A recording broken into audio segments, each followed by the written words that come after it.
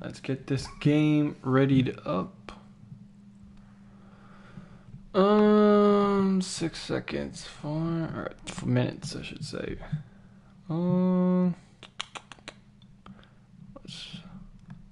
It's a 8:15 game. Let's put it on 5 minutes. Fuck it. So, let's get into the preview for this week. We play the 49ers at home, and it's going to be a Thursday night game. And I'm somewhat excited. Normally, I would be ecstatic for this game, but things are not looking good for us. Things are not looking too good for us because we got injuries. We're not playing good as a unit, and the 49ers, they're playing good. They are playing good. As much as I hate to say it, man, they are playing good. So we got to figure out a way to counter it. Oh my God, I'm an idiot. Is there a way that I can...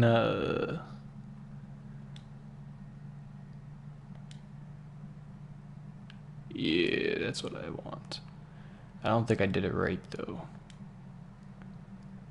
I did. Okay. So, we play the 49ers at home, and things are not looking too good for us. Hopefully, we get a miraculous miracle to pull this game off, but I don't think it's so. I don't think so. I don't think that we got much of a shot. Hopefully we do.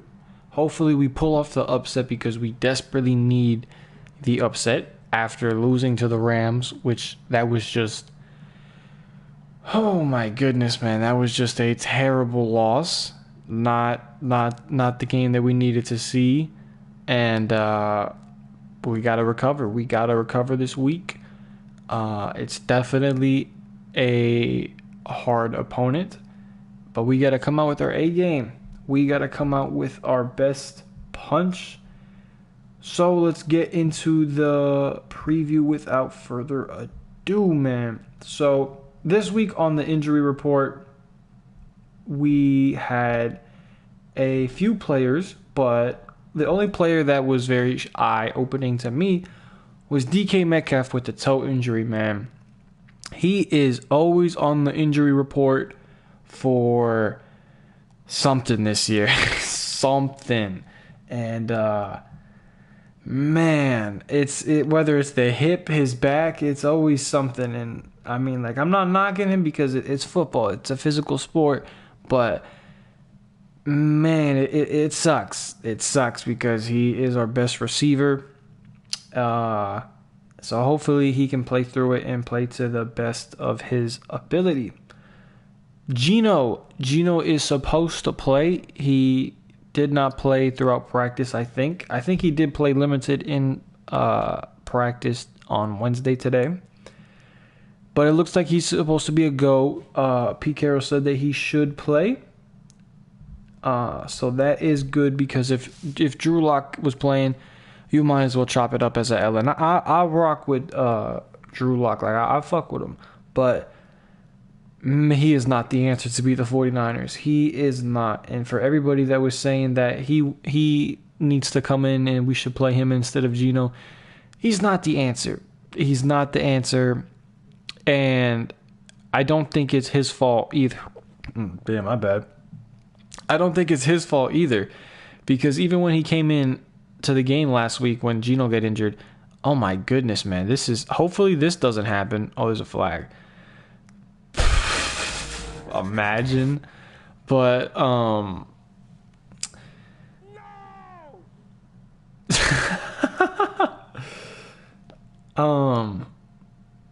Damn, I lost my train of thought. Oh, but so when Drew Lock came in, the offense still looked stagnant. The same offensive calls were being called. They weren't playing. They weren't calling call. Damn, I'm stuttering my ass off with this one. They are not calling successful play calls for Drew Lock nor Geno Smith, because we saw in the game against the Giants, if you roll Drew Lock out to the left or the right, that's where you have him playing to the best of his abilities. But the game against the Rams, they just had him throwing in the pocket. Why? I have no idea. But that's neither here or there. Moving on. K9, he is doubtful for this game. He's not going to play. That's the obvious. He's got an oblique injury, basically the same injury that Christian McCaffrey had. We're not putting him on IR though, so that means the team expects him to come back before 4 games. So that's definitely a good sign. It's not season ending or anything. He should be coming back this year, Pete Carroll said. So that is definitely a huge positive for this team and this season. For the 49ers, Ufunga, the safety, he tore his ACL last week against the Buccaneers, so he will not be playing in this game or the rest of the season. Hopefully he gets well soon. You hate to see players get injured, but it definitely is going to be a positive for the Seahawks for this game and the rest of the season. But Jamal Adams, he's going to be coming back this week. He did not play against the 49ers. He did not play against the Rams last week. So that is a great sight to see. We're going to be running the 3 safety look as we usually do. And it's been working well this year. So, and I can't wait to see how it looks against the 49ers, because the offense is going to give the defense a run for its money. Please, Pete Carroll, do not run soft zone defenses. You've been running it all fucking season, every season for the past decade, and it hasn't worked. It has not worked, and especially against the division rivals in both the 49ers and the Rams, they just pick us apart. Dink and dunk down the middle. That's all Brock Purdy's going to do. That's all he can do. He can't even throw it deep, so there's no need to prevent the deep ball. So force him to throw the deep ball, change our schemes. Hopefully we blitz this game, because we rarely blitz, and when we do blitz, good things come out of it, and we usually force turnovers when we blitz. Hence the turnover, the pick that Matthew Stafford threw last week, that was on a blitz. Like, it was so bad that even the broadcast was showing the comparison of Matthew Stafford against the blitz and without the blitz. And when he was playing with the blitz, bro was struggling. And without the blitz, he was just cooking. He was picking us apart. So I guarantee you that will be the same thing against Brock Purdy. We got to get our shit together, look at the film, get our shit right, because it's going to be a tough task. We shouldn't win this game. Maybe if we were healthy, not even maybe. If we were healthy, we would have a way better shot to win this game, and we probably would win this game. But the problem is, that is not the reality that we are living in. Sadly, we got to deal with this, I would say, this terrible reality that we're living in, because we have a gauntlet of 4 games coming up, and man, it's gonna be a tough stretch, because we play the 49ers twice. And we play the Cowboys next Thursday, and we play the Eagles to wrap up this 4-game stretch. So it's going to be a tough stretch. We need to we gotta focus, bro. Like, we gotta hone in, because if we lose all 4 of those games, bro, I don't want to be the one to break it to y'all, but we would go from 6-3 to 6-8. That is not good. That is not good at all. We cannot have that. That is just unacceptable. Like, you gotta win one at least. And I would prefer 2, because you kind of fucked up the Rams game. If you won the Rams game, I would be feeling like we'd be playing with house money with this game because it doesn't really matter. We're probably not going to win the division anyways. My goal for us is to be the 5 seed so that we play the winner of the NFC South because, come on now, you know that we have the best shot to beat the NFC South winner than playing the 49ers or the Lions. The Eagles are probably going to get the 1 seed, so nothing to even really talk about there. But, yeah, please do not run the soft zone coverages, Pete. It drives me crazy. It drives the entire fan base crazy. Switch it up. Switch it up, please, Pete, because I swear, bro, if he runs the same soft zone coverages, we're gonna get blown out. We are gonna get blown out, and it's just that simple. We gotta switch it up, be different, because I mean, you saw it last year. We literally ran the same shit each game that we played them, and it was 3 times. 3 times that we played them. Same thing happened. So let's please change it this year. Learn from the film, learn from the playoff loss, and let's just go get the win, man. It's very simple. Very simple. I know it's not very simple, but let's see what else. The defense is playing good against the rush the defense is playing good against the run this year. But Christian McCaffrey is going to be a problem. He is a beast. I have him on my fantasy team because he's that much of a beast. I don't like the 49ers at all. Like I hate them, but I picked him up on my fantasy team so that I could benefit because he gets the points, and it just sucks even more when you're playing him in fantasy and he gets those points against you. Like he's gotten 20 plus like damn near every week. But that's neither here or there. That's not the analysis that we are here for. Seahawks Nation said, do you think we can realistically win this game? I do think that we can realistically win this game. It might be a little bit biased because obviously we're Seahawks fans here, but we got a realistic shot. We're at home. We got the 12s. They're gonna be loud. It's a primetime game. It's at night. It's definitely possible. But it's going to take a lot of work, and there's just no way around it. It's gonna take a lot of work. We're gonna have to force at least 1 turnover probably on the offense because, I mean, on top of that, we cannot turn the ball over with our offense because the offense has been giving the ball up as of late. And we just cannot do that against the 49ers defense. We cannot afford to do that. But yeah, I definitely think we can realistically win. If we do win, I will be going crazy because this is a win we desperately need. Desperately need. But I will not trip if we lose this game because it's not the end of the world. If we do lose against the Cowboys, that's kind of a problem because then you do kind of.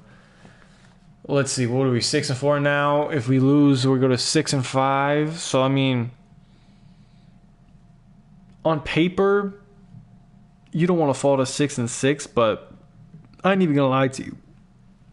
The NFC period sucks. It just straight up sucks. Obviously you got your top dogs and all, but like there's more. I don't know if it's parity, but I would say there's more competition in the AFC. Like there's more of a gauntlet. Like when the playoffs start, you don't know who's coming out of the AFC. Like it's really who plays well for the best of 3 straight games, 4 straight games.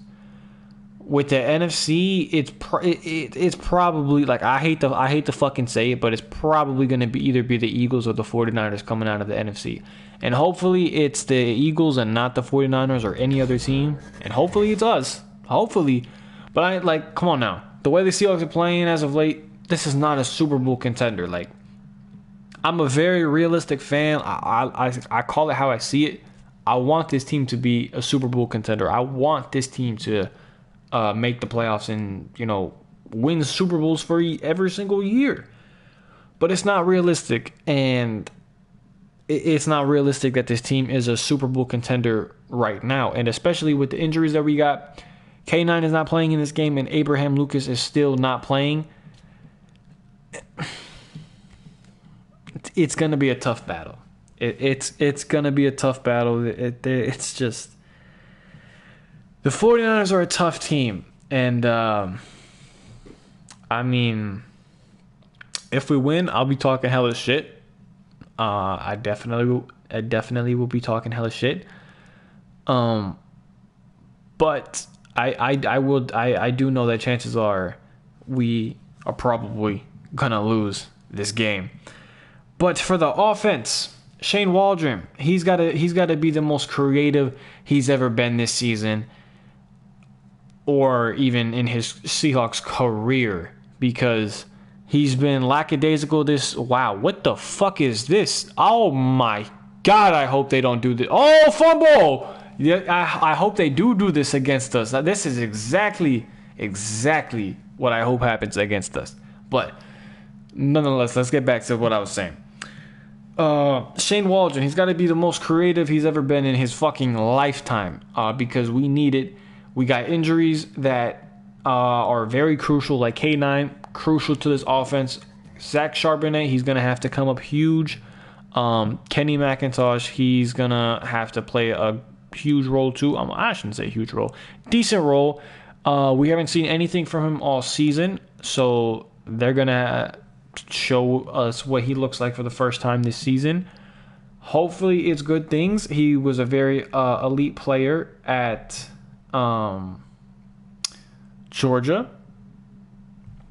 And, I just hope that obviously continues here. But, Gino, I don't know how he's going to play because he's dealing with that injury. And it's definitely, it's not serious, like serious, like where it's like season ending, but it's definitely going to hamper him this game. It's definitely going to hinder him on certain throws that he can make. The thing is, can he work around it? Because if he can't, it's going to be a long night for the Seahawks. But if he can, then we got a chance to win this game. And I think we got a chance to win this game. So, Gino, please show up. I know it's easier said than done because, Gino probably still has nightmares of what this defense did to him last year, but we got a better team this year, better roster, better receivers. We got JSN now, who I think is going to be huge to what we're trying to do. Please, Shane, run more tight end sets. He's just absolutely gone away from the tight end sets, and I don't know why, because it worked to perfect last year. It was working perfect, and it just got yards after yards, and he just stopped running it for whatever reason. Now I don't know why, and I understand we drafted JSN, so we run more receiver sets with 3 of them rather than the 3 tight end sets. But even 2 tight end sets we're the best in them. We're literally statistically the best in 2 and 3 tight end sets because we have the personnel, we literally have the schemes, and I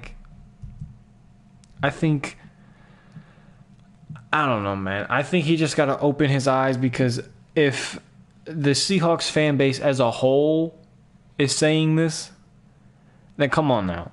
The offensive coordinator who's getting paid to do this has to open his eyes and realize this. But it's gonna be a tough game. I've been saying that a lot, but it's gonna be a tough game. We're literally just gonna have to be relying on pure hopes and dreams and prayers that the Seahawks can win this game. Like when I say can the Seahawks pull off the upset, I really mean can they pull off the upset, because it's gonna be a tough task.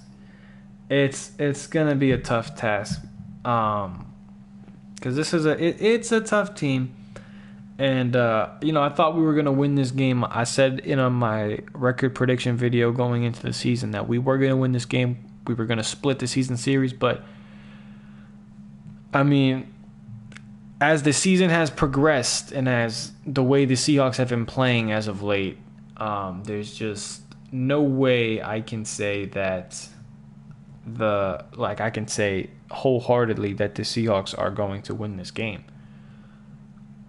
I can say it and just be biased, but if I'm gonna give a score prediction, which I'm about to give a score prediction right now, I'm gonna just have to say the 49ers win this game to 27-17. Hopefully I'm wrong, and hopefully the Seahawks win this game. If we were to win this game, I don't know. I'm thinking we win this game like a 23-17. If I'm not mistaken, all the losses that the 49ers had this year, the offense scored 17 points. So I guess the key to winning this game, the number one key to winning this game, is only allowing the 49ers to score 17 points. Nothing less, nothing more. Exactly 17 points is what we need to give up. Seahawks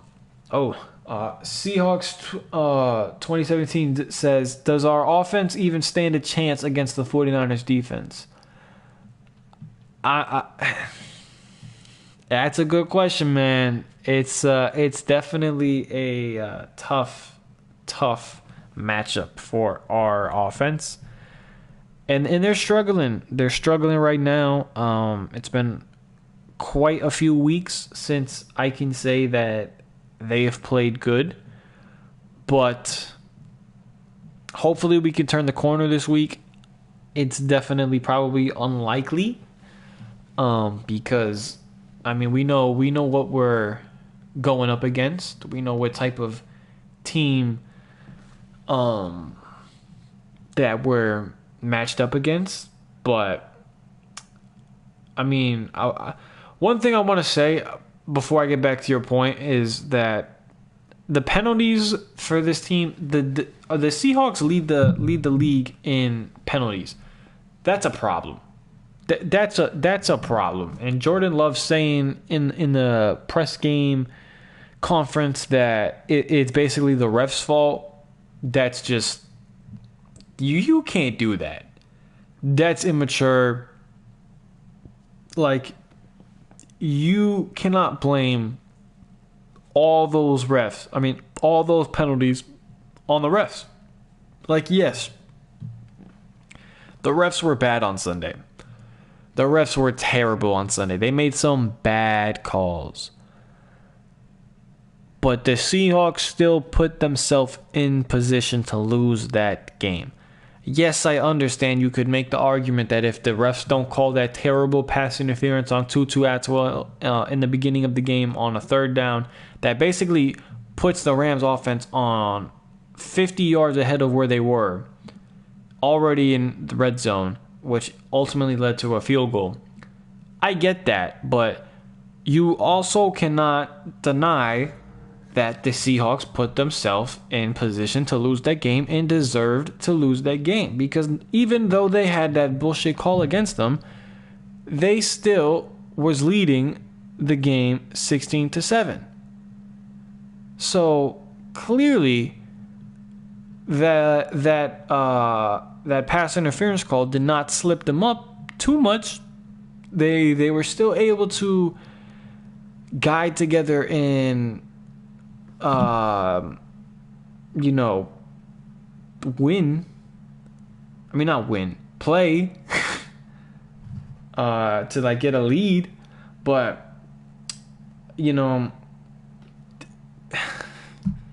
they got to be better. I understand Pete's been running that type of scheme where, hey, let's not care about these penalties, even since the Legion of Boom days. But we don't have the Legion of Boom anymore. We have the 2023 Seahawks defense. So let's get up to speed and let's really understand what we're working with. But back to your point, if Geno plays healthy, like semi-healthy, and he doesn't have throws where we're like, oh, it's because of that elbow, and he's not just like missing receivers. If he can manage through, okay, that's not fucking happening in real life, but if he could manage through that injury and still play a pretty clean game, no turnovers, maybe, I think he probably has to go over 300 yards passing, at least 250 plus, but I think he's probably going to have to go 300 plus, because I don't know about the running backs, because we're going to be relying on Zach Charbonnet and Kenny McIntosh. Now, Zach Charbonnet, he's good.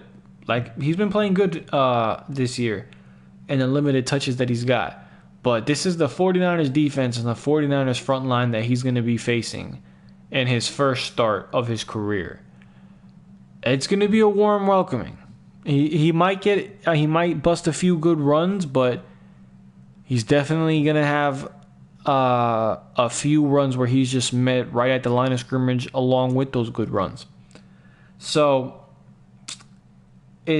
we definitely do stand a chance, but it's going to be really hard.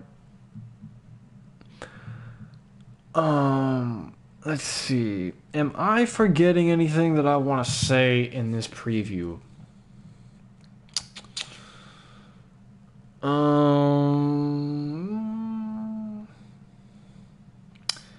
I don't think so. I will be making a video of the post game on the 49ers game versus Seahawks. Saying the 49ers game just made me almost like throw open my mouth. That's why I had to fix it. But I will be having a video. If we win the game, I probably will do a live stream later tomorrow night. But that's a big if. Trust me. I'm fully aware it's a big if. But if we do, I'm going to celebrate. Hopefully y'all come out to celebrate with me as well. But yeah, hopefully we get the dub. Hopefully we win, like I said, 23-17. But if y'all don't remember my real score prediction, go check it out wherever it was in the middle of this live stream, because I'm not going to repeat it again, because I'm not going to manifest it. I'm only going to manifest the Seahawks winning, and we're going to manifest them winning 23-17. Because that's the key score for the 49ers losses, it seems. And we got to play along with the script, man. But thank you guys for watching to the end of this live stream. If you guys did, I truly, really do appreciate it. If you like the live stream, please give it a thumbs up and subscribe to the channel for more Seahawks and Lakers videos like this. And comment your thoughts on this game in the comments below. I hope you have a great rest of your day or night. And I'm out, man. Peace.